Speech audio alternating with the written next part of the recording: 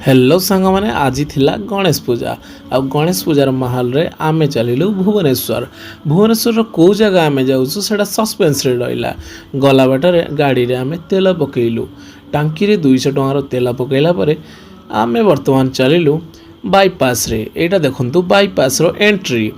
Bypass रे जीवा बाटरे वर्षा हला एवं आमे गोटे दुकान रे ठिया हेइथिलु।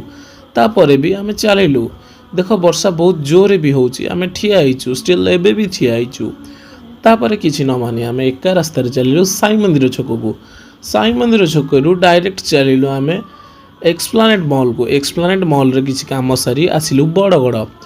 बड़गड़ रे पसिला बेलु को भीड़ एते भी नथिला बट वर्षा होतला टिके टिके।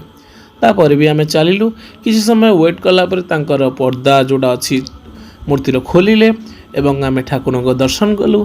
ठाकुर को हाइट प्राय थिला 60 फुट रो अधिका। बहुत एंजॉय कलु एवं आमे घर को बाहरी गलु। जीवा बाटरे आमर मंदिर देखाई गला। मंदिर रो प्रसाद मते बहुत भल लागे। मंदिर रो मु प्रसाद नेली एवं ब्लॉग टी को एठी एंड कली। जदि वीडियो टी भल लागि लाइक करंतु शेयर करंतु एंड फॉलो करिबा।